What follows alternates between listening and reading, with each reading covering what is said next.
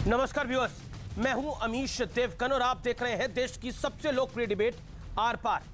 Islamic देश Saudi अरब ने तबलीगी जमात के खिलाफ बेहद कड़ा और बड़ा एक्शन करते हुए इसे अपने मुल्क में पूरी तरह से बैन कर दिया है। सऊदी अरब ने तबलीग को आतंकवाद का एंट्री गेट बताते हुए कहा है कि तबलीग के लोग जल्दी से जल्दी अपना बोरिया बिस्तरा समेटकर हमारी मस्जिदों से बाहर निकल जाए। लेकिन सऊदी अरब की सरकार का फैसला हमारे देश के कुछ कट्टरपंथी या फिर कहे तो कुछ मौलानाओं को रास नहीं आ रहा, चुभ रहा है। हाय तौबा मचाने और सऊदी अरब को कोसने का दौर शुरू हो गया है। हालांकि मार्च 2020 से पहले भारत में बहुत लोगों को यह पता भी नहीं था कि तबलीगी जमात क्या है। लेकिन सवाल सिर्फ तबलीग का नहीं है, रोहिंग्या के मुद्दे पर भी कुछ लोगों ने खूब चाटी पीटी, खूब रोए। रोहिंग्या को खुद बांग्लादेश से खदेड़ा जा रहा था, लेकिन हमारे देश के नेता इन्हें बसाने की मुहिम चला रहे थे। याद होगा आपको शशि थरूर। लेकिन मुद्दा सिर्फ इतना ही नहीं है। प्रधानमंत्री मोदी अगर अयोध्या में भूमि पूजन करते हैं, काशी धाम का विकास करवाते हैं, गंगा में स्नान करते हैं, आरती करते हैं, काशी विश्वनाथ के द्वार पे जाते हैं, वहां पूजा के लिए जाते हैं, तो उन पर सवाल उठाया जाता है कि एक सेकुलर देश का कॉन्स्टिट्यूशनल ओथ लिया हुआ प्रधानमंत्री ये क्या कर रहा है। देश के बड़े बड़े पत्रकार जो अपने आप को तथाकथित पत्रकार मानते हैं, वो कहते हैं कि ऐसा कैसे हो सकता है कि इस देश के अंदर, सेकुलर देश के अंदर ये सब कुछ होता है। लेकिन इसी सेकुलर देश के अंदर पूर्व प्रधानमंत्रियों ने इफ्तारी की पार्टियां भी रखी थी और ये तमाम लोग लाइन लगा के वहां जाते थे, लेकिन तब इनको सेकुलरिज्म नहीं दिखता था। लेकिन आज इस लॉबी को, इस लुटियंस गैंग को एक्सपोज करने का दिन है। तो आज इन तमाम मुद्दों पर होगी देश की सबसे बड़ी बहस। इस्लामिक देश में तबलीग बैन, देसी मौलाना कट्टरपंथी क्यों बेचैन। आज का आर पार इसी पर।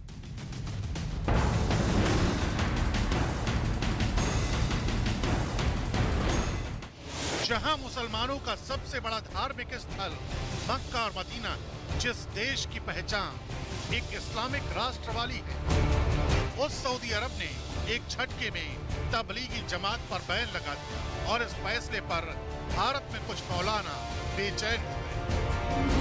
सऊदी अरब की सरकार ने तबलीगी जमात को आतंकवाद का दरवाजा बताया। जमात के लोगों को जल्द से जल्द मस्जिदें खाली करने का फरमान भी सुनाया। तो हम लोग इस काम को सख्त नापसंदीदगी की निगाह से देखते हैं और अपील करते हैं कि रीथिंक करना चाहिए, रिविजिट करना चाहिए। तबलीगी जमात को लेकर जो सऊदी अरब का स्टेटमेंट है वो बहुत गैर जिम्मेदाराना है। इससे तबलीगी जमात की जो एक्टिविटीज़ हैं वर्ल्ड वाइड, उनको नुकसान होगा। अनजस्ट फैसला है, इसकी मुखालफत होनी चाहिए। हर शख्स को अपने मजहब की तबलीग की पुरअमन तरीके से दूसरों तक अपनी बात पहुंचाने की आज़ादी हासिल है। इस फैसले पर देवबंद के मौलाना ने भी सवाल उठा दिया। सऊदी अरब के अंदर तबलीगी जमात के ऊपर पाबंदी लगाई गई है, इसकी जितनी भी मजम्मत की जाए वो कम है। तो सऊदी सरकार को, वहाँ के हुकूमत को चाहिए कि जो उन्होंने फैसला लिया है, इस फैसले पर नजरसानी करे और अपने फैसले को वापस ले। तबलीग जमात का तो कोई एग्जिस्टेंस ही नहीं है, ये अल अहबाब है जिसके बारे में उन्होंने कहा है। हैरानी की बात है कि बैन का फैसला एक इस्लामिक देश में होता है और हाय तौबा भारत में मचाई जाती है। यही हाल रोहिंग्या के मामले में था। बांग्लादेश रोहिंग्या को रखने के लिए तैयार नहीं, लेकिन हमारे देश में एक तबका इन्हें बसाने का ब्लूप्रिंट तैयार कर चुका है। अयोध्या में, काशी में प्रधानमंत्री पूजा के लिए जाते हैं तो एक लॉबी उनके विरोध में उतर आती है। आज इन तमाम मुद्दों पर होगी देश की सबसे बड़ी बहस। तबलीग से अरब की तौबा, भारत में क्यों है तौबा। एक इस्लामिक देश सऊदी अरब, जो कि सबसे बड़ा मक्का जहां पर है, सबसे बड़ा इस्लामिक देश, वो तबलीग को बैन कर रहा है। लेकिन भारत में खूब हाय तौबा मच रही है। लेकिन विदेशी मुद्दे पर देसी जंग का विश्लेषण सुनिए। बैन का फैसला इस्लामिक देश सऊदी अरब में हुआ है। तबलीग को आतंकवाद का एंट्री गेट बताया गया है, इसी वजह से इसे बैन किया गया है। भारत में रहने वालों का इस फैसले से कोई लेना देना नहीं है। एक लॉबी रोहिंग्या को भी भारत में बसाने का एजेंडा चलाती है और कहती है कि इन्हें बसाना चाहिए, बेचारे हैं, गरीब हैं, गुर्बत से बड़े भरे हुए हैं, इन्हें लेके आना चाहिए। लेकिन इनका अपना मुल्क जो खुद बांग्लादेश है, रोहिंग्या मुसलमानों को मारता है, खदेड़ता है, अपने मुल्क में वापस नहीं लेता। वो कहते हैं ये टेररिस्ट एक्टिविटी में शामिल रहते हैं या फिर कुछ ऐसी भी एक्टिविटीज में शामिल रहती है जो देश विरोधी होती है, इसलिए इनको हम नहीं ले सकते। बांग्लादेश भी इस्लामिक मुल्क ही है। बढ़ता हूं आगे। क्या कुछ लोग सेकुलरिज्म के नाम पर राष्ट्रहित से लगातार खेल रहे हैं? आप याद करिए, विदेशों में कुछ भी हो, कहीं कोई कार्टून बन जाए, लेकिन विरोध और सड़कें भारत की जाम कर दी जाती है। भारत में अगर सीए का कानून आए तो ये लोग डराते हैं कि देखिए आपकी जो है नागरिकता छीन ली जाएगी। लेकिन सऊदी अरब पर अब क्या बोलेंगे, ये सोचने वाली बात है। इस समय की बड़ी खबर है, इस समय की बड़ी खबर हमारे पास आ रही है। इसी पूरे मामले से जुड़ी हुई जमीयत ने इस पूरे मामले पर कहा है कि मुसलमानों का जो सबसे बड़ा संगठन है जमीयत ने की है इमामों से अपील की अपनी मस्जिदों के अंदर जुम्मे की नमाज के बाद बताएं तबलीग की अच्छाई। तबलीग को यह झटके की तरह देख रहे हैं। सऊदी सरकार अपने फैसले पर पुनर्विचार करे। और हमारे सोर्सेस कह रहे हैं कि अगर सऊदी अरब की सरकार पुनर्विचार नहीं करती तो हो सकता है भारत में उनके खिलाफ बड़े विरोध प्रदर्शन भी खड़े जाए और दुनिया भर में विरोध प्रदर्शन हो सकता है सऊदी अरब की सरकार के खिलाफ। जुम्मे की नमाज के बाद तबलीग जो अच्छे काम कर रही है वो बताएं। और जैसे तबलीग के प्रवक्ता भी कह रहे थे कि तबलीग को जो बैन किया गया है सऊदी अरब में, उससे तबलीग को दुनिया भर में बड़ा झटका लगेगा। मेरे साथ बात करने के लिए कौन कौन जुड़ रहा है आज की इस चर्चा में? आज की ये बड़ी स्टोरी है और इस चर्चा में मेरे साथ जुड़ रहे हैं भारतीय जनता पार्टी के प्रवक्ता प्रेम शुक्ला, मेरे साथ आज की इस चर्चा में जुड़े हैं तारिक फतेह, पाकिस्तान मूल के लेखक हैं, कनाडा में रहते हैं। मेरे साथ रिजवान अहमद है, पेशे से वकील हैं, उनका अभिनंदन है। मेरे साथ शोएब जमई है, जाने माने मुस्लिम चिंतक, उनका अभिनंदन है। अतिकुर रहमान है, प्रोफेसर है पेशे से, उनका अभिनंदन है। शाहिद अली हैं, पेशे से वकील हैं, उनका अभिनंदन है। मैं इस चर्चा की शुरुआत करता हूं। मेरा निवेदन है कि बदतमीजी बहस के अंदर अगर कोई करेगा तो उसका मेरा थैंक यू मैं उसको कर दूंगा, क्योंकि मुझे लगता है कि यह चर्चा बहुत बड़ा प्लेटफॉर्म है, ये शो बहुत लोग देखते हैं। तो अपनी अपनी बात को आप सादगी से रखिए, लेकिन स्पष्टता से रखिए, डंके की चोट पे रखिए, उसमें कोई दो राय नहीं है। मैं सबसे पहले रुक करता हूं तारिक फतेह साहब का। तारिक फतेह साहब, पॉइंट यह है कि तबलीग को सऊदी अरब ने बैन किया है, लेकिन हिंदुस्तान में ऊहापोह मचा हुआ है कि कैसे बैन कर दिया। अब सऊदी अरब तो इस्लाम के लिए, मुसलमानों के लिए सबसे बड़ा, हम कह सकते हैं कि उनका सबसे बड़ा देश है। देखिए, एक इसको इस तरह लीजिए कि तबलीगी जमात का जो बुनियाद है वो हिंदुस्तान से है। बड़े अरसे से इनका और इनका आम तौर पे देखा जाए सियासी अमल से कोई लेना देना नहीं होता। इनका अमल ये है कि घर घर जाके मुसलमानों को मुसलमान बनाएं। ये मैं जो आज तक समझा हूँ, मैं जानता हूँ तबलीगी जमात वालों को गैर सियासी किस्म के लोग हैं, लेकिन हो ये रहा था कि हमारे वेस्ट में, यूरोप में, अमेरिका, फ्रांस वगैरह में भी, कनाडा में भी तबलीगी जमात के अंदर जो लोग शामिल होते हैं नेक दिली से, उनके अंदर से रिक्रूटमेंट हो रही है रेडिकलिज्म के अंदर। मुझे ये शक है कि सऊदी अरेबिया के अंदर एक तो वैसे ही उनको कोई सऊदियों को इस्लाम पढ़ाने के लिए कोई हिंदुस्तान से आके बताए कि तुम क्या जानते हो, हम तुम्हें समझाएंगे, तो बेवकूफ़ी की बात लगती है। लेकिन अगर उनको शुबा हो सऊदी अरेबिया की अब जो हुकूमत है क्राउन प्रिंस MBS की, कि उनकी तरक्की के अंदर, उनकी मॉडर्नाइजेशन के अंदर कोई आड़े आ रहा है, कोई रुकावट डाल रहा है, तो वो उसको बर्दाश्त नहीं करेंगे। नहीं, देखिए तारिक फतेह, जो जब बैन करते हुए कहा गया है, सऊदी अरब की सरकार ने कहा है कि ये आतंकवाद का एंट्री गेट है और इनको मस्जिदें खाली करने का आदेश वहां पे दे दिया गया है। भारत में तो ऐसी चीज सोची भी नहीं जा सकती, अगर कोई गलती से भी बोल देगा तो उसके पीछे पड़ जाएंगे सब लोग। नहीं, वो तो आप और हम जानते हैं कि हिंदुस्तान में एक थोड़ा सा ब्लैकमेल भी किया जाता है और थोड़ा सा मुस्लिम कार्ड भी प्ले कर सकते हैं आप, लेकिन सऊदी अरेबिया या अरब कंट्रीज के अंदर ये उन्होंने हाल भी देख लिया है कि खाना जंगी का क्या नतीजा है। यमन में देखिए हजारों के हिसाब से लोग मर गए हैं। ये सेक्टेरियनिज्म के अंदर है कि कौन वहाबी है और कौन देवबंदी है और कौन बरेलवी है। ये को 72 फिरके हैं हम में से, और इनमें से और वो 72 के 72 फिरके भारत में ही पाए जाते हैं, दुनिया के किसी मुल्क में नहीं है। वो भी दुरुस्त है, क्योंकि भारत के अंदर दुनिया की बहुत बड़ी आबादी है मुसलमानों की, जो और इसी देश में लोग गाना गाते हैं कि मुसलमान, इसी देश में लोग छाती पीटते हैं, गाना गाते हैं कि मुसलमान सबसे असुरक्षित है इस मुल्क के अंदर। नहीं, देखिए, सिवाय भारत या इजराइल के मुसलमान को तो कहीं वोट देने का हक नहीं है कहीं। ये मगरिब के अंदर मुल्कों में हम दे सकते हैं, कनाडा या अमेरिका में हमें वोट देने का भी हक है और कोई हम पे प्रेशर नहीं है। बाकी कहाँ, क्या पाकिस्तान में दिया जाएगा? बांग्लादेश में भी डेमोक्रेसी है, लेकिन आप ये समझिए कि तबलीगी जमात का सबसे बड़ा मरकज जो है और जहाँ वो बांग्लादेश है आज, और उसके अंदर वो आम तौर पे जो मेरी स्टडी थी कि एक गैर सियासी इज्तिमा होता था, लेकिन उसके अंदर बिल्कुल मुमकिन है कि उस लाखों की रिक्रूटमेंट होती थी। शोहेब जमाई, ये सऊदी अरब का जो फैसला है, जिसको जमात उलमा हिंद ने, अभी हमने चिट्ठी भी दिखाई उनकी, मुसलमानों का, भारत में मुसलमानों का सबसे बड़ा संगठन है, उन्होंने बोला कि इस सरकार पर, इस फैसले पर सऊदी सरकार को पुनर्विचार करना चाहिए। और लेकिन सऊदी अरब कह रहा है कि तबलीगी जमात के लोगों से दूरी बनाने का उन्होंने आदेश दिया है। वो कहते हैं this is entry gate to terrorism. आप तो कहते हैं भारत में रोहिंग्या को भी बसा दो, रोहिंग्या को भी उनका मुल्क वापस नहीं ले रहा।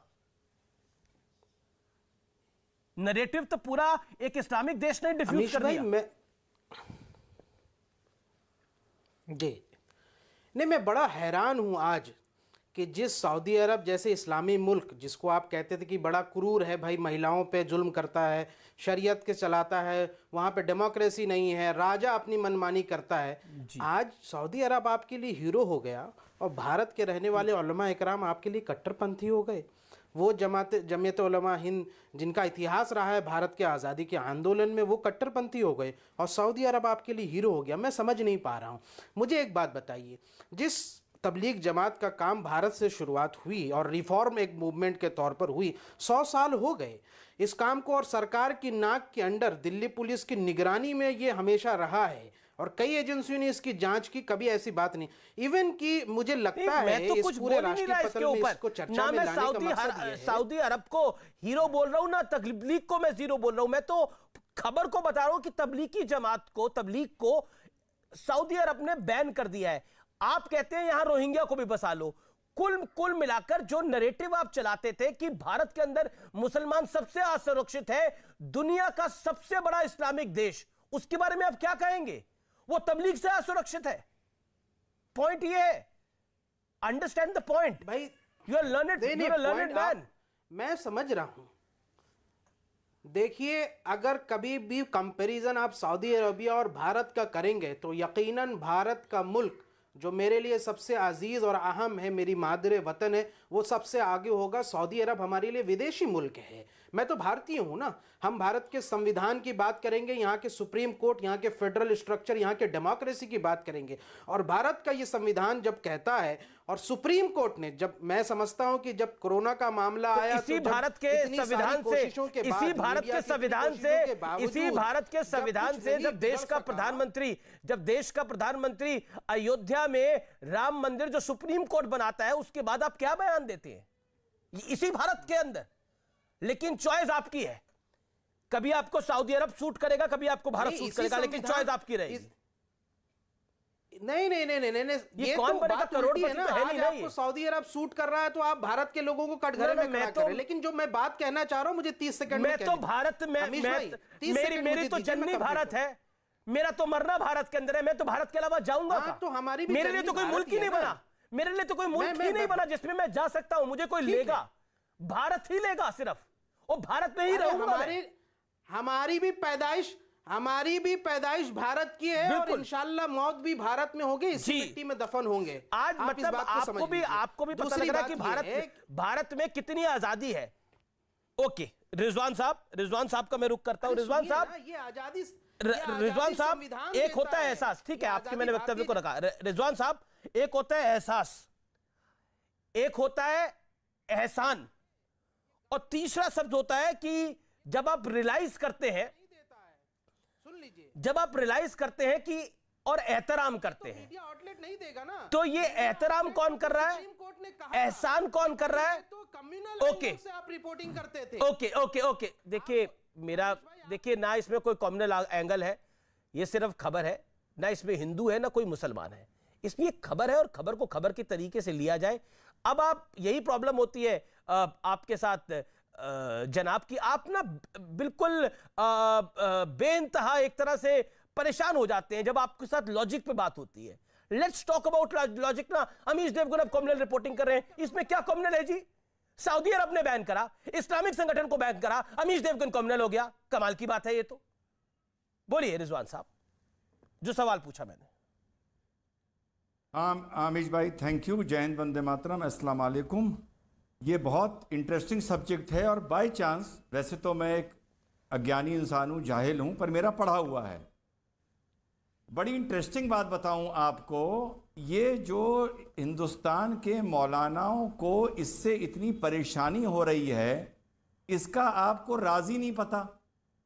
आप पिछले 2 साल की खबर आपसे मिस हो गई अमीश भाई। 2 साल पहले मोहम्मद बिन सलमान ने कह दिया था कि मदरसों को एंड पूरी दुनिया में जो ये बड़े बड़े मरकज़ और मस्जिदें और मदरसे चलाए जा रहे हैं, जो ब्लैक रेवोल्यूशन के बाद 50 साल से जो सऊदी अरेबिया की ज़कात और भीख पर चल रहे थे, ये लोग हज करने नहीं जाते थे, वहाँ पर ज़कात लेने जाते थे। कोई भी हिंदुस्तान का बड़ा मरकज़, मस्जिद, मुसाफिर खाना ऐसा नहीं हो सकता जहाँ सऊदी अरेबिया की ज़कात ना लगी हो। हुआ ये कि 2 साल पहले मोहम्मद बिन सलमान ने वो सारी ज़कात बंद कर दी। अब मौलाना लगे फड़फड़ाने, लेकिन ये बात बोल नहीं सकते कि हमें ज़कात नहीं मिल रही, इस मारे हम फड़फड़ा रहे हैं। अब इनको ये तबलीग के वक्त पर मौका मिल गया उस वाली खुंदक को निकालने का जो ज़कात बंद होने के वजह से इनके दिलों में है। ये हिंदुस्तान के, पाकिस्तान के, बांग्लादेश के मौलानाओं की मोहम्मद बिन सलमान से इस मारे दुश्मनी है, उसने ज़कात रोक ली है इनकी। पहली बात। दूसरी बात, अभी हमारे जमाई भाई ने कहा भाई हमें अरेबिया से क्या मतलब, हमें सऊदी से क्या मतलब। बहुत बहुत मुबारक हो कि आज हमारे जमाई भाई ने बात मान ली जो मैं और तारिक फतेह इन्हें पिछले 10 साल से समझा रहे हैं। यार, जब हम तुम्हारे शजरे की बात करते हैं, तुम शजरा ले जाके मक्का से जोड़ देते हो, शजरा ले जाके मदीने से जोड़ देते हो, कहते हो कि हम ऊंट पे बैठ के हिंदुस्तान आए थे, और आज कह रहे हो कि हमारा अरेबिया से मतलब क्या। हम क्या जाने भाई, वाह। अपने आप को आज तक आधा हिंदुस्तानी मानते हो, आधा अरबी मानते हो, और आज कह रहे हो कि हमारा अरब से मतलब क्या। कैसे नहीं तुम्हारा अरब से मतलब? अगर अरब से मतलब नहीं है तो कहो हमारे पूर्वज हिंदुस्तान के थे, तो कहो हमारे पूर्वज हिंदू थे। बोलो, जवाब दो इस बात का। अरे भाई, तो कैसे जाहिल किस्म के आदमी हैं आप। किस भारतीय ने कभी कहा है कि उनका पूर्वज अरब से था? हे अजमी हैं। अजमी और अरबी में बहुत फर्क है, और हम अजम के लोग हैं, इसी मुल्क में पैदा हुए, और यहीं के उलमा इकराम और औलिया इकराम ने जो है दीन को तबलीग की है। क्या पता है आपको? पूर्वज हिंदू थे या नहीं थे? तो आए ना। आपके पूर्वज हिंदू थे या नहीं थे? अरे भाई, हिंदू थे, ये क्या थे? लेकिन अल्लाह ने उनको ईमान की दौलत से नवाजा, और वो शुक्रगुजार हैं कि वो ईमान पे मरे, और वो बगैर ईमान की दुनिया से नहीं गए, उनको हिदायत मिली। पूर्वज थे या नहीं थे? और सुन लो, कृष्ण आपके पूर्वज थे या नहीं थे? बताइए। उनको इस मुल्क राम आपके पूर्वज थे या नहीं थे? दीन के रास्ते पर लाया। राम आपके पूर्वज थे या नहीं थे? भाई, राम आपके पूर्वज थे या नहीं थे? बताइए। अरे भाई, इस मुल्क में जो रहा है वो इस मुल्क के इतिहास के साथ जुड़ा है, इस मुल्क के इतिहास के साथ जुड़ा है। राम आपके पूर्वज थे या नहीं थे? बताइए। आपको अरबी नहीं कहता है। राम आपके पूर्वज थे या नहीं थे? बताइए। बेवकूफ लोग जो सरकार की दलाली करने के लिए यहाँ पहुंचते हैं, वो मुसलमानों पे राम आपके पूर्वज थे या नहीं थे? बताइए। और आप जैसे लोगों को कुछ नहीं मिलने वाला। ये बताइए। आप जैसे लोगों को राम आपके पूर्वज थे या नहीं मोहम्मद थे? सल्लल्लाहु अलैहि वसल्लम बताइए। आपके नबी हैं या नहीं है? राम आपके पूर्वज थे या नहीं थे? मोहम्मद सल्लल्लाहु अलैहि बताइए। वसल्लम आपके नबी हैं या नहीं है? भाई नबी मोहम्मद का सल्लल्लाहु अलैहि वसल्लम होना आपके और नबी हैं या नहीं है? बताइए। वो मेरे नबी हैं, लेकिन राम आपके मोहम्मद पूर्वज थे या सल्लल्लाहु अलैहि नहीं वसल्लम थे? को आप नबी मानते बताइए। नहीं मानते? राम आपके पूर्वज थे या अरे नहीं थे? बताओ ना, बताइए। मोहम्मद सल्लल्लाहु आप अलैहि वसल्लम झूठ आपके बोल नबी रहे थे या हैं। नहीं थे? आप झूठ बोल रहे हैं। अरे मोहम्मद सल्लल्लाहु अरे अलैहि वो वसल्लम आपके नबी नबी हमारे थे या थे, नहीं हमारे थे? पूर्वज तो तो हिंदुस्तान अगर के हुजूर थे। सल्लल्लाहु अलैहि वसल्लम की पैदाइश वो सऊदी हमारे अरब पूर्वज में तो हुई हिंदुस्तान है के थे। तो क्या सवाल तुम को उनको घुमाइए नबी नहीं ना। मानोगे? आप अपने भाई, को आपका अरबी नाम मानते अरबी हैं। क्यों है? अरबियों अगर की हुजूर तरह सल्लल्लाहु कपड़े अलैहि वसल्लम पहनते सऊदी हैं, अरब में पैदा अरबियों हुए की तरह दाढ़ी तो क्या रखते अल्लाह हैं, के नबी सल्लल्लाहु अलैहि वसल्लम अरबियों तुम्हारे की नबी तरह नहीं है? वेशभूषा और बनाते अगर तुम हैं, हुजूर को नबी नहीं अरबियों मानते की हो तो तरह तुम अपनी मुसलमान मूछें नहीं हो। काटते हैं। अगर तुम हुजूर को नबी आपके नहीं पूर्वज मानते नहीं, पर आज देखिए, रात देखिए, को मैं- सऊदी में साबित पैदा हो हुए तो गया। तुम मुसलमान ही नहीं हो। मैं- देखिए, जब देखिए- अपना नाम पूर्वज रिजवान आज अहमद राम क्यों के लिखते हो साबित भाई हो साहब? गया। कुछ और चेंज कर लो। अरे तुम जैसे लोगों का मुखौटा उतर गया है और पूरा देश जानता है कि तुम जैसे लोग मुसलमानों के मुनाफिक हो, उबय बिन खल्फ हो। अल्लाह के नबी सल्लल्लाहु अलैहि वसल्लम के ज़माने में भी मुनाफिकीन थे। देखिए, और तुम यहाँ जैसे पर मुनाफिकीन आज उन्होंने मुसलमानों माना के कि उनके वो अंदर नबी रह थे, करके लेकिन मैं मुस्लिम देखिए, समाज को आज सड़ा रहे आपने हो। मान लिया कि मुस्लिम आपका समाज को अरब से बदनाम कोई कर रहे लेना हो। देना नहीं ठीक है। है। देखिए मैं रुक करता हूं। रिजवान आपने अपनी बात को रखा। शोहेब जी आपने भी अपनी बात को रखा। मेरा निवेदन है कि मर्यादा को बनाए रखकर अपनी बातों को रखा जाए। महत्वपूर्ण एक पॉइंट है, मैं ये सवाल जरूर पूछना चाहता हूं और ये सवाल मैं शाहिद अली साहब आपसे पूछना चाहता हूं, अतीकुर रहमान आपसे पूछना चाहता हूं। पहले मैं अतीक साहब आपका रुख करता हूं। अतीक साहब आप बताइए, यह फैसला अगर नरेंद्र मोदी की सरकार ले लेती, इस तरह का कोई फैसला, तो वो कॉम्युनल हो जाती या नहीं होती? इस देश के अंदर अगर नरेंद्र मोदी काशी विश्वनाथ भी जाता है और वहां पर वो गंगा से लेकर जल काशी विश्वनाथ के द्वार पर चढ़ाता है, शिवलिंग पर चढ़ाता है, तो उसको भी लोग कॉम्युनल एजेंडे के साथ जोड़ देते हैं। उसको भी लोग कहते हैं कि संविधान की शपथ लिया हुआ प्रधानमंत्री है। लेकिन ऐसे फैसले सऊदी अरब में होते हैं तो क्या कहिएगा आप? और अगर ऐसा फैसला भारत में हो जाता तो? जी अमीश भाई, देखिए 2 साल 1.5 साल में जितना कुछ भी तबलीगी जमात के बारे में आपने बहस की, स्टेट एजेंसीज ने इंक्वायरी की, बहुत हाई लेवल की इंक्वायरी चली। कम से कम मैं ये उम्मीद कर रहा था कि आज आपके सामने कम से कम सुनहरा मौका था कि आप उस गलती को सुधारते और तबलीगी जमात का साथ देते और सऊदी को मैं तो तबलीगी जमात का साथ ही दे रहा हूं। हमारी स्टेट एजेंसी मैं तो ये कार्यक्रम करके तबलीगी जमात का साथ ही दे रहा हूं। हर कोर्ट से हमारे एक इस्लामिक देश ने तबलीगी जमात को गेटवे ऑफ टेररिज्म बताकर बैन कर दिया है। मैं आपसे जानने की कोशिश कर रहा हूं ऐसा क्यों हुआ है, और अगर ऐसा भारत में हो जाता तो आप क्या कहते? आप तो उल्टा कहते हैं रोहिंग्या मुसलमानों को भारत में बसाना चाहिए क्योंकि भारत वासुदेव कुटुंबकम कहता है। ठीक है, क्योंकि आपका सवाल अब सऊदी को उसमें लेके आ रहा है। मेरा पहले से सवाल सऊदी पे था। पर्सपेक्टिव के अंदर मैं ये समझ रहा हूं, ग्लोबल पर्सपेक्टिव में मैं ये समझ रहा हूं अमीश भाई कि ये सऊदी की तरफ से एक फेस सेविंग एक्सरसाइज है। पिछले कई सालों में तबलीगी जमात ने सऊदी गवर्नमेंट को कई घेरों में लेकर एक्सपोज किया है। उनके जो यूएस के साथ में संबंध हैं टेररिज्म को लेकर, इस्राइल के साथ में जो नए संबंध बन रहे हैं सऊदी के साथ में, उसको तबलीगी जमात ने एक्सपोज किया। उसके एवज में एक फेस सेविंग एक्सरसाइज लेते हुए सऊदी गवर्नमेंट ने तो इस तरह से बैन लगा के यूएस के सामने इस्लामिक सबसे बड़े इस्लामिक देश ने एक गैर इस्लामिक फैसला लिया क्रिश्चियन मुल्क अमेरिका के दबाव में, ये आप कह रहे हैं? That's the point. जी बिल्कुल। कहां से ले आते हैं सर लोग? अगर मुझे कंप्लीट करने दिया जाए तो अमित भाई अच्छा है, नई कहानी बता रहे हैं, कोई मतलब नहीं है। जनाब नई कहानी बता रहे हैं, बताइए आप विदेश मामलों के भी जानकार हैं। मैं विदेश मामलों का जानकार नहीं हूं, लेकिन इंटरनेशनल रिलेशंस का स्टूडेंट रहा हूं बॉम्बे यूनिवर्सिटी से। I respect that. अब अगर आप सुनने की हिम्मत रखते हैं और आपके पैनलिस्ट सीरियसली इस चीज को समझने की कोशिश करें बगैर अपनी शैतानी हंसी के, तो मैं आगे बढ़ूं, वरना मैं डिबेट छोड़ सकता हूं। नहीं, आप अपने वक्तव्य को रखिए, डिबेट छोड़ने की तो कोई बात ही नहीं है। अब कोई मुस्कुरा रहा है, मैं किसी की मुस्कुराहट तो नहीं छीन सकता। मैं आपसे ये पूछ रहा हूं कि ये जो आपने कहानी अभी सुनाई है, इसके पीछे फैक्ट्स क्या है कि क्यों आपको लगता है कि अमेरिका के दबाव में एक सबसे बड़ा इस्लामिक देश आ गया?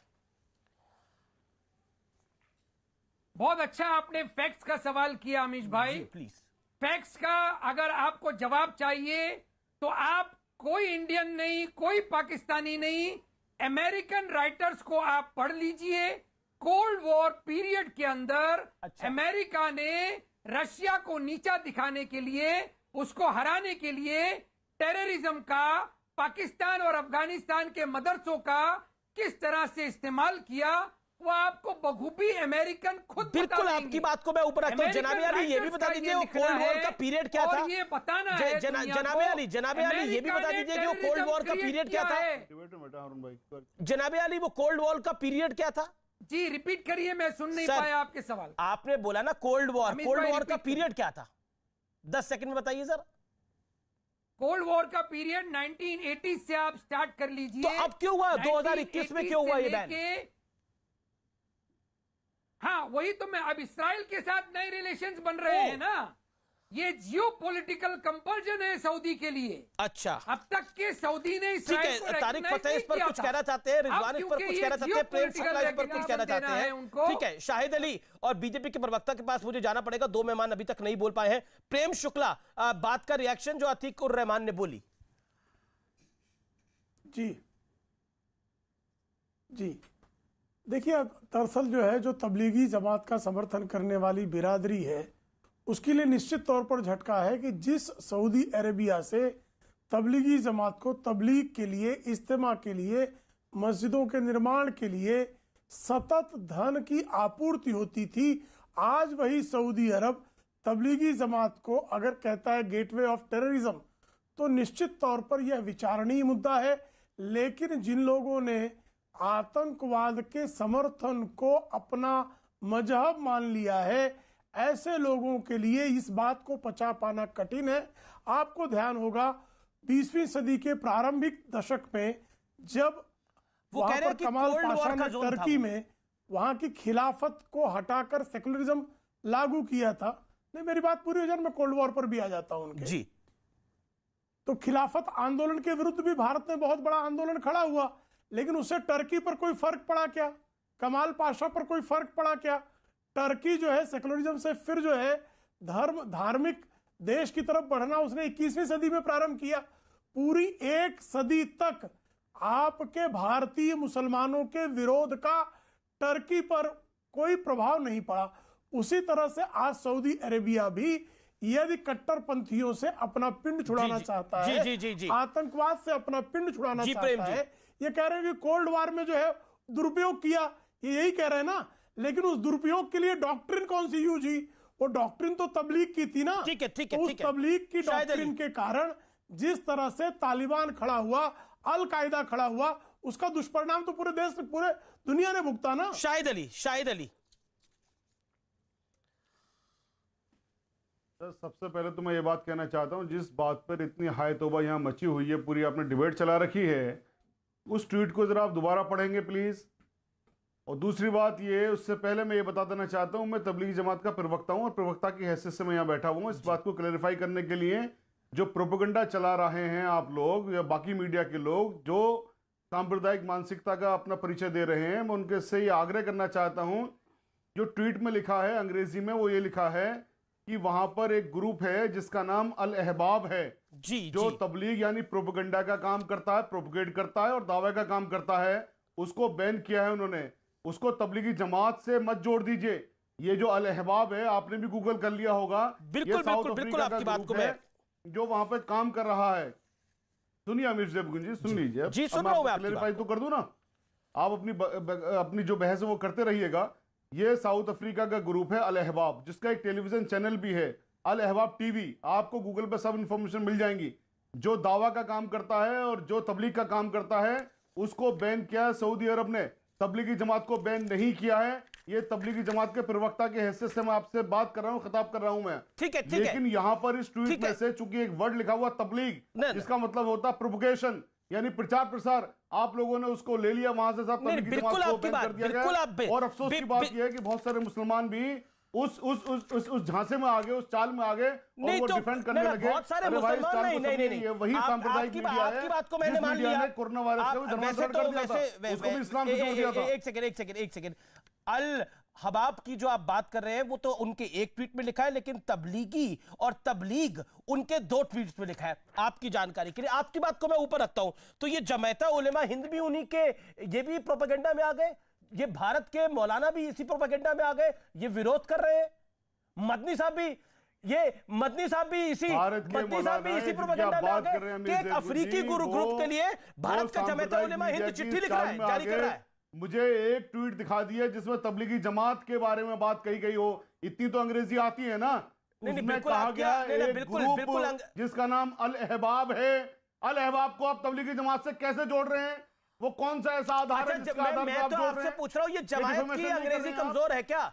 जमीयत की अंग्रेजी कमजोर है क्या? तबलीगी जमात चूंकि कोई भी तबलीगी जमात कोर्ट की, तो ये जमीयत की अंग्रेजी कमजोर है क्या? जानते हैं, क्योंकि बहुत सीधे लोग हैं, वो सज्जन लोग हैं, तो आप कुछ भी चला देंगे। अच्छा ठीक है, तो आप कह रहे हैं जमीयत उलेमा हिंद की गलती है। आप लोगों ने माफिया मांगी है, पिछली मरतबा भी आप लोगों ने माफिया मांगी है। ये जमीयत उलेमा हिंद की गलती है जिसने ये चिट्ठी लिखी है। इस चीज को मत भूलिए, ये जमीयत उलेमा हिंद की गलती है। इसका मतलब जमात उलेमा हिंद से जाकर के वो पूछे, जमात उलेमा हिंद से जाकर के। मैं आपसे पूछ रहा हूं ना, देवबंद भी गलत है, देवबंद भी गलत है। मैं सवाल पूछ रहा हूं आपसे ना, के खिलाफ प्रतिबंध है। क्यों आप नहीं सुनते इस बात को? क्यों आप? अरे आपके गुस्सा करने से मैं कोई सऊदी अरब का देश थोड़ी हूं, मैं सऊदी अरब का मंत्री थोड़ी हूं कि मैं उस बैन को हटा दूंगा।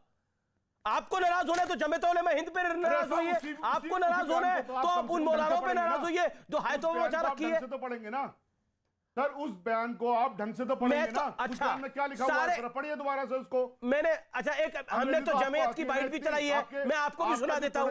हमने तो जमीयत की बाइट भी चलाई है, हमने तो मदनी साहब की बाइट भी चलाई है। ठीक है, ओके। तारिक फतेह आपकी जो बाइट बना रहे हो ना, आप फर्जी बाइट बना रहे हो। आप इनको ये बता रहे हो कि ऐसा हो गया है। अच्छा, हम सब काम फर्जी कर रहे हैं, सिर्फ आप ही बात बढ़िया कर रहे हैं। आपने सऊदी एम्बेसी से पूछा। ठीक है, ओके। तारिक फतेह कुछ कहना चाहते हैं? तारिक फतेह कुछ कहना चाहते हैं? क्या वो तबलीगी जमात इंडिया वाली है? तारिक फतेह, आपने नहीं पूछा इस चीज को। अरे तो आप बताएंगे क्या पूछ रहा है क्या? आप बताएंगे किसी से क्या पूछ रहा है क्या? आप खबर गलत पढ़ रहे हैं, आपके पास जानकारी पूरी नहीं है। पहले तो आप तो खुद तो पढ़ के आइए, जमात उलेमा हिंद क्या लिख रहा है। चिट्ठी मैंने लिखी है, जमात उलेमा हिंद में लिखी है, बयान मैंने दिया है क्या? इस खबर को हुए 3 दिन हो चुके हैं, पता नहीं है आपको क्या?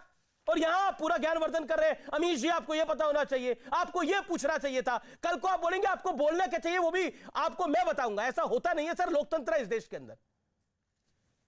तारिक फतेह, देखिए, तबलीगी जमात का एक बात समझ लीजिए कि हिस्टोरिकली इसका ताल्लुक दहशतगर्दी या टेररिज्म से नहीं है।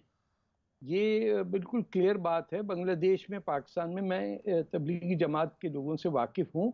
ये आम तौर पे, जैसे मैंने कहा, मुसलमानों को मुसलमान बनने की वो करते हैं, घर घर जाके 40-40 दिन के दौरों पे जाते हैं दुनिया भर के अंदर। हो ये रहा है कि जो जिहादी टेररिस्ट ग्रुप्स हैं उनको बड़ी आसानी से तबलीगी जमात में जगह मिल गई है कि ये और इतना जो जिन लोगों को मैं जानता हूँ तबलीगी जमात में, बड़ा स्ट्रेट फॉरवर्ड उनका मकसद है, लेकिन उनको इन्फिल्ट्रेट करके उसके थ्रू घुसना बहुत ही आसान है। आप किसी के घर जाएंगे, मेरे घर भी आते हैं, दरवाजे पर खटखटाते हैं, तारिक साहब आप मुसलमान हैं, तबलीगी जमात ये है फलाना, ठीक है हमारे घर आइए, बात करिए, जो करनी हम उनसे बहस वहस करते हैं।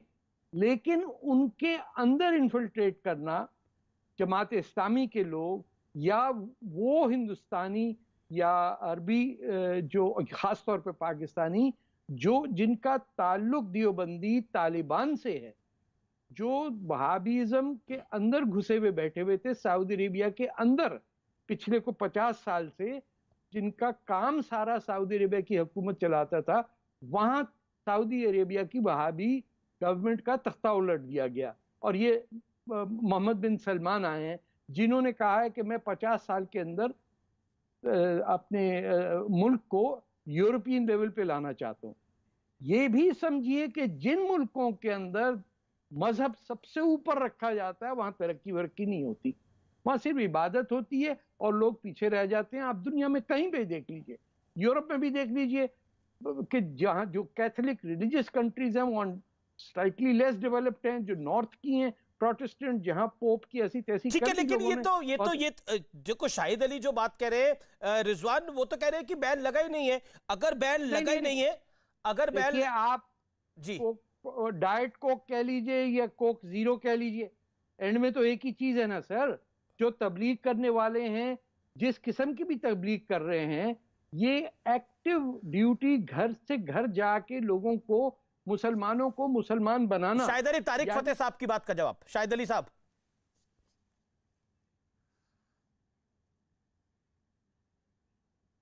आपका सवाल मेरी समझ में नहीं आया। तारिक फतेह की बात का जवाब। एक ही बात है, रोक तो लगी है वो कह रहे हैं।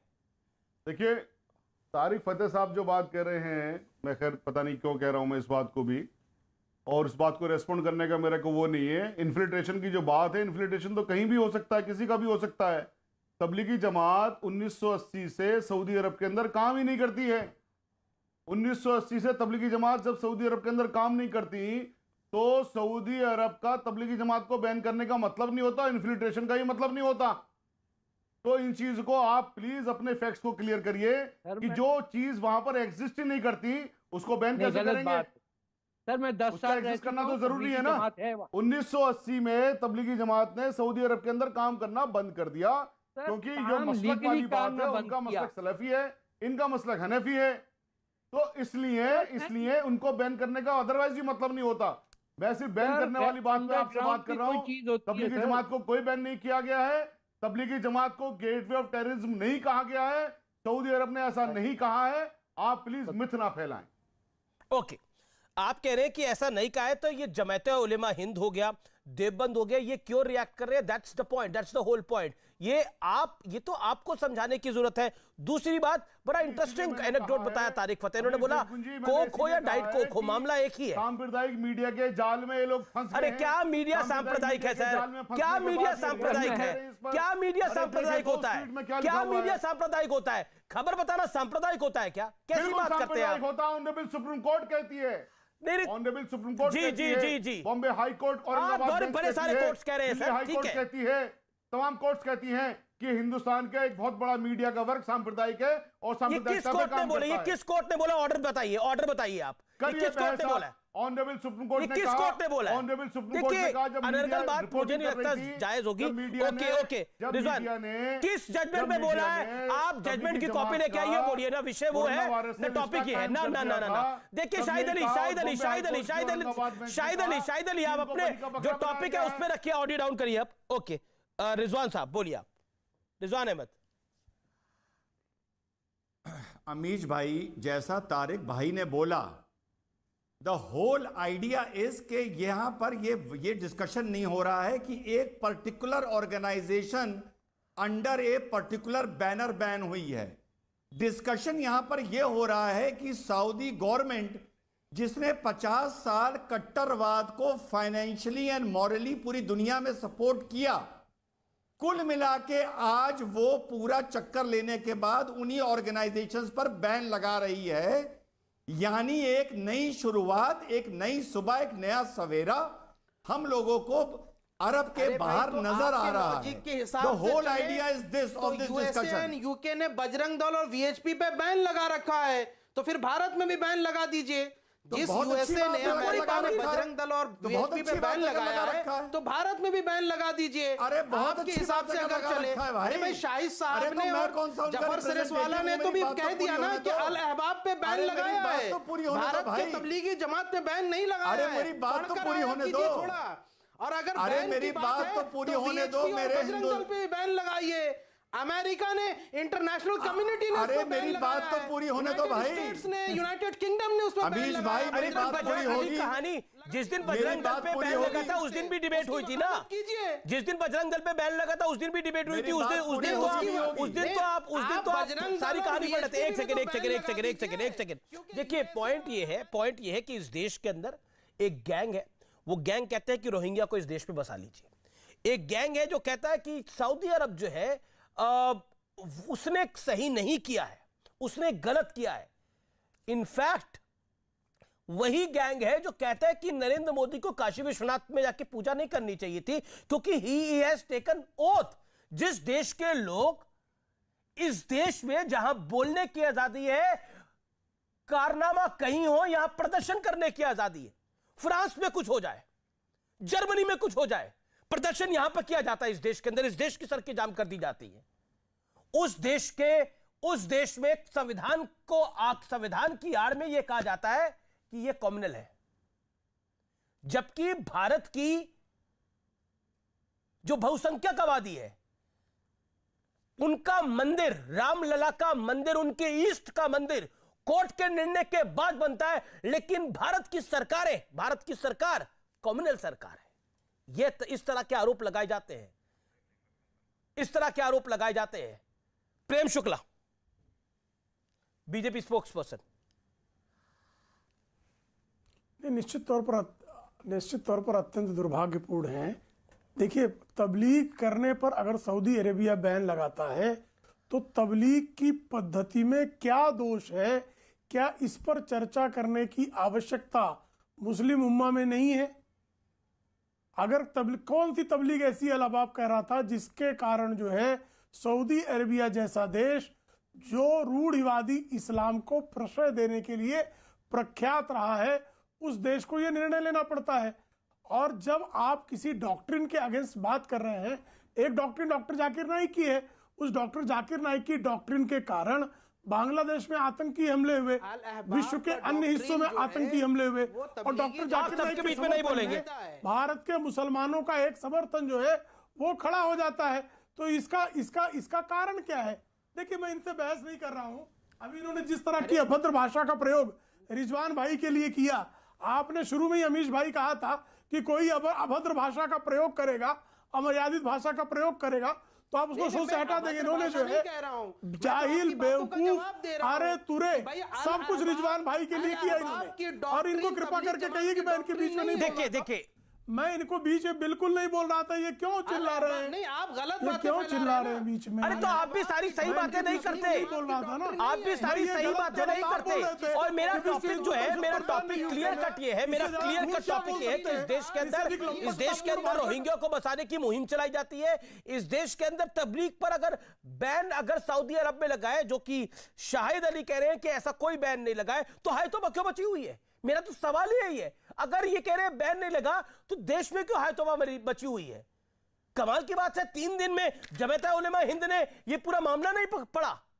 शाहिद अली साहब, आप कह रहे हैं कि जमात उलेमा हिंद को जानकारी नहीं है इस बात की, और उन्होंने चिट्ठी पूरी की पूरी लिख दी। ये तो ऐसे होता है क्या? आपके पास ये सरकार के प्रवक्ता बैठे हैं, मांगिए अमीश जी। मतलब उन्होंने चिट्ठी ऐसी लिख दी, हवा में चिट्ठी लिख के बैठ गए वो। नहीं, कुछ तो लॉजिक से बात करिए ना आप भी।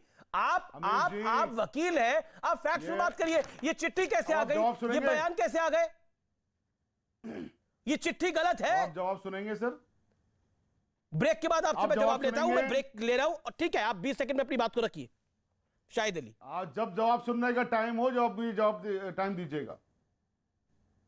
हाँ, नहीं तो आपने तो अभी बता रखा था कुछ बोलने के लिए। बोलिए। मैं ब्रेक लेता हूं, ब्रेक के बाद आता हूं, जवाब सुनता हूं आपका।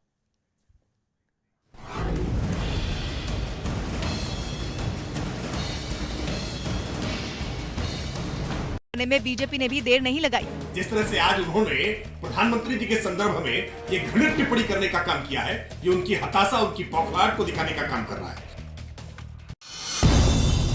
दिल्ली में रोहिणी के एक मॉल में गिरने से एक लड़की की संदिग्ध हालात में मौत हो गई। ओडिशा के बालासोर से लंबी दूरी की सुपरसोनिक मिसाइल का सफल टेस्ट किया गया। इस मिसाइल को डीआरडीओ ने नौसेना के लिए तैयार किया है। दिल्ली के विकासपुरी इलाके में कार ने 2 लोगों को टक्कर मार दी, जिसमें एक आदमी की मौत हो गई। इस हादसे के बाद वहां लोगों ने आरोपी को पकड़कर पुलिस के हवाले कर दिया। खेल मंत्री अनुराग ठाकुर ने दिल्ली में स्पोर्ट्स अथॉरिटी ऑफ इंडिया के दफ्तर में एक बैठक की। जिसमें 2024 में होने वाले पेरिस ओलंपिक्स की तैयारियों पर चर्चा की गई। साथ ही खेल मंत्री ने पैरा एथलीटों के लिए भी जरूरी कदम उठाने के निर्देश दिए। 2024 में होने वाली ओलंपिक्स और बीच में जितने वर्ल्ड चैंपियनशिप्स होंगे उसमें भारत का प्रदर्शन अच्छा, उसका एक रोड मैप तैयार हो। पंजाब के विधानसभा चुनाव से पहले चंडीगढ़ में नगर निगम के चुनाव की तैयारी तेज हो गई। इन चुनावों को पार्टियां पंजाब चुनाव के सेमीफाइनल की तरह देख रही हैं। चंडीगढ़ नगर निगम चुनाव को सेमीफाइनल के तौर पे देखा जा रहा है। सभी पार्टियों से बड़े स्टार प्रचारक प्रचार के दौरान देखने को मिलेंगे। अभी चंडीगढ़ के नगर निगम पर बीजेपी का कब्जा है, लेकिन बीजेपी ने चुनाव प्रचार में अपने कई सीएम और केंद्रीय मंत्रियों तक को उतार दिया है। बड़ा महत्वपूर्ण चुनाव रहता है और इसमें कोई भी चुनाव होता है उसमें पार्टी अपनी पूरी ताकत झोंकती है। हालांकि कांग्रेस ने आरोप लगाया कि बीजेपी ने विकास किया होता तो स्टार प्रचारकों की जरूरत नहीं पड़ती। मुझे नहीं समझ आता कि अगर 6 साल जो पार्टी सत्ता में रही हो, अगर उसने कुछ किया होता शहर के लिए, तो इन प्रचारकों की ऐसे छोटे इलेक्शन के लिए जरूरत नहीं है। रिटेल महंगाई दर नवंबर में बढ़कर 4.91% हो गई। इससे पहले अक्टूबर में ये 4.48% थी। महाराष्ट्र के रायगढ़ जिले के मशहूर पर्यटन स्थल माथेरान में एक आदमी पर अपनी पत्नी की बेरहमी से हत्या करने का आरोप लगा। बताया गया कि आदमी मुंबई का रहने वाला था और अपनी पत्नी को माथेरान घुमाने लाया था। शुरुआती जांच में ये बात सामने आई कि उसे अपनी पत्नी के चरित्र पर शक था। यूके के पीएम बोरिस जॉनसन ने वहां कोरोना के वेरिएंट ओमिक्रॉन के मामले बढ़ने पर चिंता जताई। साथ ही कोरोना वैक्सीन की 2 डोज के अलावा बूस्टर डोज भी देने के लिए एक अभियान चलाने की बात कही, ताकि ओमिक्रॉन संकट से निपटा जा सके। प्रधानमंत्री नरेंद्र मोदी ने वाराणसी में काशी विश्वनाथ कॉरिडोर का उद्घाटन किया, लेकिन विपक्ष ने इस आयोजन की टाइमिंग पर सवाल उठाते हुए इसे चुनाव से जोड़ दिया। कांग्रेस ने तो संसद सत्र के दौरान पीएम के सदन में न रहने पर ही सवाल उठा दिए। ना तो सदन में आते हैं, ना सदन चलते वक्त वो दिल्ली में रहते हैं। समाजवादी पार्टी ने भी प्रधानमंत्री मोदी के काशी दौरे को चुनाव से जोड़ा और बीजेपी को घेरना शुरू कर दिया। इतने घबराए हुए हैं लाल टोपी से कि फीते पे फीते काटे जा रहे हैं। जवाब में बीजेपी ने सवाल उठाने वालों पर पलटवार किया और उनकी आस्था पर ही सवाल उठा दिए। ये मोदी जी की प्रतिबद्धता है, हिंदू समाज की आस्था है और देश की इच्छा का ये सफल परिणाम है। ओमिक्रॉन वेरिएंट के खतरे के बीच दिल्ली के सीएम अरविंद केजरीवाल ने बताया कि अभी किसी तरह की सख्ती की जरूरत नहीं है, लेकिन अगर जरूरत पड़ी तो राजधानी में पाबंदी लगाई जा सकती है। अगर किसी भी किस्म की पाबंदी लगानी होगी दिल्ली के लोगों की सुरक्षा के लिए, उनके स्वास्थ्य के लिए, तो हम जरूर लगाएंगे। जम्मू कश्मीर के आरएसपुरा सेक्टर में सीमा पार से घुसपैठ की कोशिश कर रही एक महिला को बीएसएफ ने मार गिराया। दक्षिण अफ्रीका के राष्ट्रपति सिरिल रामाफोसा की कोरोना रिपोर्ट पॉजिटिव पाई गई, जिसके बाद वो क्वारंटीन हो गए। प्रधानमंत्री मोदी ने भी सिरिल रामाफोसा के जल्द ठीक होने की कामना की। कांग्रेस नेता राहुल गांधी 18 दिसंबर को यूपी के अमेठी में महंगाई पर एक पदयात्रा निकालेंगे। राहुल अमेठी से सांसद रहे हैं, लेकिन अभी वहां से केंद्रीय मंत्री स्मृति ईरानी सांसद हैं। मुंबई में सामाजिक कार्यकर्ता अशोक कुर्मी ने ओमिक्रॉन के बढ़ते खतरे के बीच एक मुहिम की शुरुआत की। इसके तहत वो गोरिल्ला बनकर बच्चों को इसके खतरे के बारे में जागरूक कर रहे हैं, ताकि ये बच्चे अपने माता पिता को भी ये बताएं कि वैक्सीन क्यों जरूरी है। ये बच्चों की आवाज बड़ों तक जाए और जो वैक्सीनेशन जो कहीं एक तरह से लोग अब फिर से सिरे से नहीं ले रहे हैं, अपनी डोज को कंप्लीट करें। सीबीएसई बोर्ड के 10वीं के पेपर में महिलाओं पर लिखे गए विवादास्पद पैराग्राफ पर सियासत गर्मा गई। इससे पहले सीबीएसई ने विवाद बढ़ने पर पेपर से पैराग्राफ हटाने का फैसला किया। इस बीच लोकसभा में इस बात पर हंगामा भी हुआ। कांग्रेस की ओर से सोनिया गांधी ने सदन में ये मुद्दा उठाया। I raise strong objections to such blatantly misogynist material. उन्होंने मांग की कि सीबीएसई विवादास्पद पैराग्राफ पर माफी मांगे। I urge the Ministry of Education and the CBSE to immediately withdraw this question, issue an apology. Bihar के सीएम नीतीश कुमार ने विकास के लिए फिर विशेष राज्य का दर्जा देने की मांग उठाई। विशेष राज्य का दर्जा पिछड़े राज्यों को अगर मिलेगा तब तेजी से विकास का दर बढ़ जाएगा। मुंबई के अंधेरीपुर में एक लिफ्ट के गिरने से 5 लोग घायल हो गए। इसके बाद घायलों को अस्पताल में भर्ती करवाया गया। यूपी के कुशीनगर में गन्ने में बीमारी लगने से लाखों की फसल बर्बाद हो गई। वहां लाखों हेक्टेयर में लगी गन्ने की फसल में जो बीमारी लगी उसे आम बोलचाल की भाषा में केन कैंसर बोलते हैं, जिसमें गन्ना बीज से लाल होकर खराब हो जाता है। ऐसा इसलिए हुआ क्योंकि खेतों में पानी लग गया था। जिससे लाखों की फसल बर्बाद हो गई और किसान परेशान हो गए। सब बर्बाद हो गया, इतना पूंजी लगा है कि अब हम ही जानते हैं। हालत ये है कि कुशीनगर की मिलों में जो गन्ना पहुंच रहा है वो भी खराब ही है। गन्ना जो खरीद रहे हैं, जितना रोग लगा हुआ वही गन्ना आ रहा है। मजबूरन किसानों को उनकी फसल के औने पौने दाम मिले। जब नहीं कोई लेगा मिल वाला तो औने पौने में बेचना ही पड़ेगा। Welcome back. आप देख रहे हैं देश का सबसे पॉपुलर डिबेट शो आर पार। मेरे साथ कई मेहमान हैं। मेरे साथ तारिक फतेह हैं, रिजवान अहमद हैं, शोहिब जबई हैं, शाहिद अली है। शाहिद अली, आपका समय शुरू होता है, अब अपनी बात को रखिए। जमात उलेमा हिंद गलत है? देखिए, जो जमात उलेमा हिंद का बाइट है या उनका बयान है या उनका लेटर है, इसके बारे में क्लैरिफिकेशन देंगे जमात उलेमा हिंद के लोग। मैं उनका रिप्रेजेंटेटिव नहीं हूं। तो सऊदी अरब गलत है, जमात उलेमा हिंद गलत है, शाहिद अली साहब से बिल्कुल सही है। मैं सऊदी अरब का भी रिप्रेजेंटेटिव नहीं हूं। मैं वही तो पूछ रहा हूं। जमात उलेमा हिंद गलत है, सऊदी अरब गलत है, ये बात मदनी साहब गलत है, आप ही सही है सर। जी सर, बिल्कुल। अगर आप ये कह रहे हैं तबलीगी जमात को बैन किया सऊदी अरब ने, तो आप गलत हैं। अगर आप ये कह रहे हैं कि मदनी साहब ने बयान लिखा है कुछ ऐसा, तो आप गलत हैं। मैं गलत नहीं हूं, मैं तो आपको फैक्ट्स बता रहा हूं। अरे मदनी साहब बोल रहे हैं आप कॉन्शियस हैं इस बात अच्छा, सऊदी अरब ने करा, पूरा कौराम सऊदी अरब में करा, लेकिन गलत अमीश देवगन हो गया। पूछे ना, आपने खबर क्यों दिखाई? खबर नहीं दिखानी चाहिए थी, चुपचाप बैठना चाहिए था। क्यों दे दिया सर? ये तो आप मदनी साहब से ठीक है। रिजवान ठीक है, रिजवान समय की कमी है। रिजवान साहब जवाब। रिजवान जी, कुल मिला के अमीश भाई बात कट गई थी। ऐसी कोई भी जमात जो घर घर जाके लोगों से यह बताए कि जिंदगी 4 दिन की है, इबादत के लिए और इम्तिहान के लिए, और असली जिंदगी आसमान में शुरू होगी मरने के बाद, वो जमात इस देश में 21वीं सदी में ऐसी जमात की जरूरत नहीं है। वो हमारे समाज में कंट्रीब्यूट नहीं कर रही है। वो भाईचारे को, राष्ट्रवाद को नहीं बढ़ा रही है। वो लड़कियों की तालीम की बात नहीं कर रही है। कुल मिला के सऊदी अरेबिया में कोई भी बैन हुआ हो, भारत में ऐसी जमात की कोई जरूरत नहीं है। ओके, ना भारत में, ना दुनिया में। अतीक रहमान 30 सेकंड। अतीक भाई जी, अमीश भाई, जो इन्फिल्ट्रेशन की बात आई है ये बड़ी इंटरेस्टिंग है। अगर इन्फिल्ट्रेशन हो रहा है तबलीग जमात में, तो हम पूरी तरह से सक्षम हैं कि इसको निकाल बाहर करेंगे। लेकिन जिसने भी ये बात कही है उनका ये अंदाजा है बगैर किसी प्रूफ के। लेकिन हमारे पास तो अमीश भाई प्रूफ है कि बीजेपी मोदी गवर्नमेंट में आरएसएस का इन्फिल्ट्रेशन हो गया है। प्रज्ञा सिंह ठाकुर इसका प्रूफ है आपके पास। आरएसएस तो आतंकवादी संगठन नहीं है ना। तो बहुत serious. Okay, Tarek Fatah, that is the problem. Okay, Tarek Fatah 15 second. Tarek Fatah, पूछिए कि रूस के अंदर, कजाकिस्तान में, तुर्कमेनिस्तान में, उज्बेकिस्तान में तबलीगी जमात पे पाबंदी क्यों लगी हुई? जवाब अतीक भाई, अतीक रहमान जवाब 15 सेकंड। हाँ, तो जब अमेरिका ने चूस लिया पूरी तरह से नहीं, उज्बेकिस्तान और की बात उनको जब डाल दिया अपने हथियारों के साथ में, मुल्कों की बात करिए, चॉइस क्या बचती पाबंदी है? चॉइस क्या बचती है?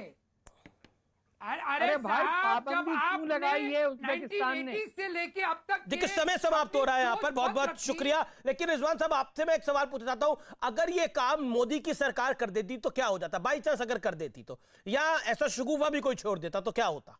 10 सेकंड के अंदर। मोदी तो वो आदमी है जो बेचारा टोपी पहने तो गाली खाए, टोपी ना पहने तो गाली खाए। और मोदी से ही हमें ये उम्मीद है कि कल को ऐसी कोई भी जमात जो सिर्फ धर्म की, मजहब की बात करती है। समय समाप्त हो गया है। मैं माफी चाहता हूं, इससे ज्यादा समय नहीं दे पाऊंगा। शाहिद साहब, मैं आपके पास भी आना चाहता था, माफी चाहता हूं, माजरत चाहता हूं, नहीं आ पाऊंगा। लेकिन फिलहाल आर पार में इतना ही। लेकिन अगर तबलीग बैन हुई है, नहीं हुई है, अगर ये सही है तो भारत सरकार को विरोध करना चाहिए। नहीं तो भारत सरकार को टेक्निकल ग्राउंड पर इस पर कुछ बोलना चाहिए, जो सबसे ज्यादा जरूरी होगा। नमस्कार।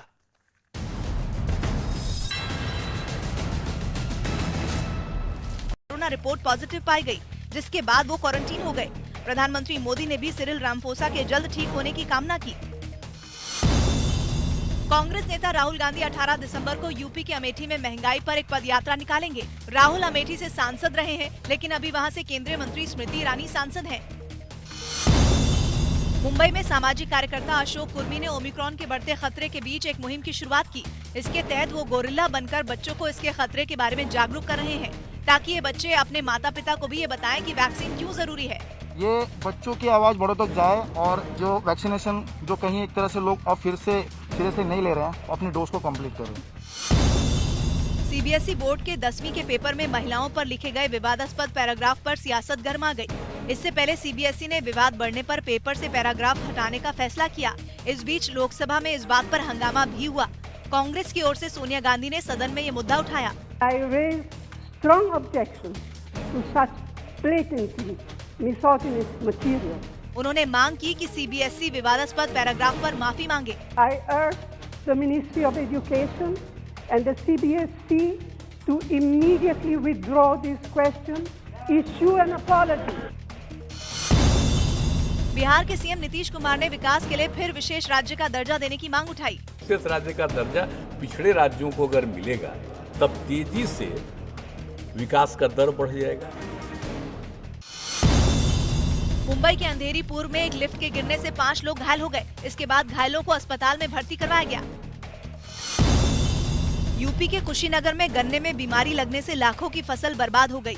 वहां लाखों हेक्टेयर में लगी गन्ने की फसल में जो बीमारी लगी उसे आम बोलचाल की भाषा में केन कैंसर बोलते हैं, जिसमें गन्ना बीज से लाल होकर खराब हो जाता है। ऐसा इसलिए हुआ क्योंकि खेतों में पानी लग गया था, जिससे लाखों की फसल बर्बाद हो गई और किसान परेशान हो गए।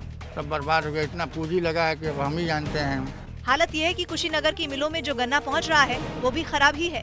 गन्ना जो खरीद रहे हैं, जितना रोग लगा हुआ वही गन्ना आ रहा है। मजबूरन किसानों को उनकी फसल के औने पौने दाम मिले। जब नहीं कोई लेगा मिल वाला तो उन्हें पौने बेचना ही पड़ेगा।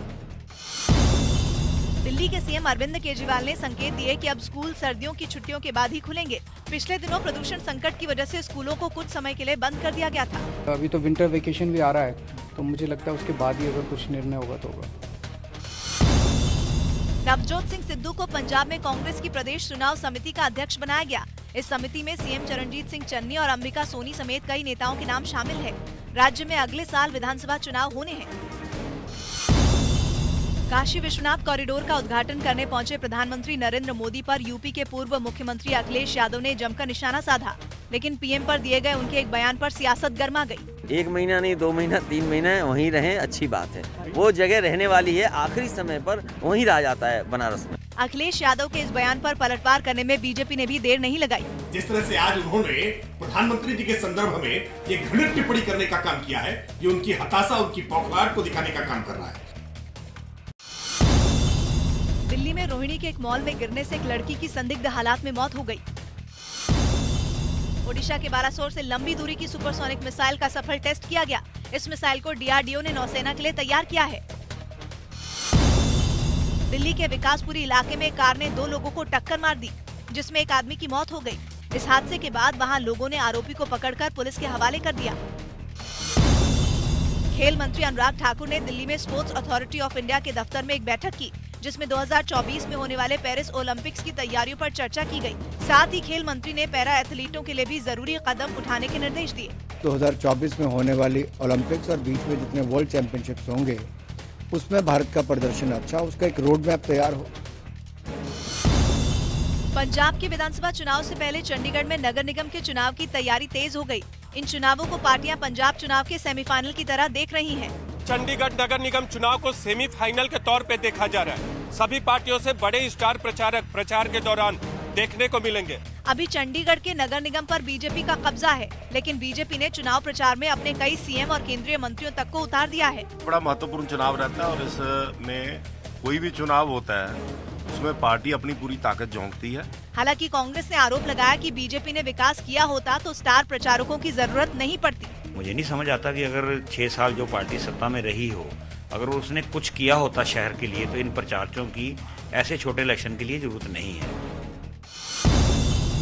रिटेल महंगाई दर नवंबर में बढ़कर 4.91% हो गई। इससे पहले अक्टूबर में ये 4.48% थी। महाराष्ट्र के रायगढ़ जिले के मशहूर पर्यटन स्थल माथेरान में एक आदमी पर अपनी पत्नी की बेरहमी से हत्या करने का आरोप लगा। बताया गया कि आदमी मुंबई का रहने वाला था और अपनी पत्नी को माथेरान घुमाने लाया था। शुरुआती जांच में ये बात सामने आई कि उसे अपनी पत्नी के चरित्र पर शक था। यूके के पीएम बोरिस जॉनसन ने वहां कोरोना के वेरिएंट ओमिक्रॉन के मामले बढ़ने पर चिंता जताई। साथ ही कोरोना वैक्सीन की 2 डोज के अलावा बूस्टर डोज भी देने के लिए एक अभियान चलाने की बात कही ताकि ओमिक्रॉन संकट से निपटा जा सके। प्रधानमंत्री नरेंद्र मोदी ने वाराणसी में काशी विश्वनाथ कॉरिडोर का उद्घाटन किया, लेकिन विपक्ष ने इस आयोजन की टाइमिंग पर सवाल उठाते हुए इसे चुनाव से जोड़ दिया। कांग्रेस ने तो संसद सत्र के दौरान पीएम के सदन में न रहने पर ही सवाल उठा दिए। ना तो सदन में आते हैं, ना सदन चलते वक्त वो दिल्ली में रहते हैं। समाजवादी पार्टी ने भी प्रधानमंत्री मोदी के काशी दौरे को चुनाव से जोड़ा और बीजेपी को। सच कड़वा होता है। अगर आप में कड़वा सच सुनने की हिम्मत नहीं है तो कृपया ये कार्यक्रम ना देखें।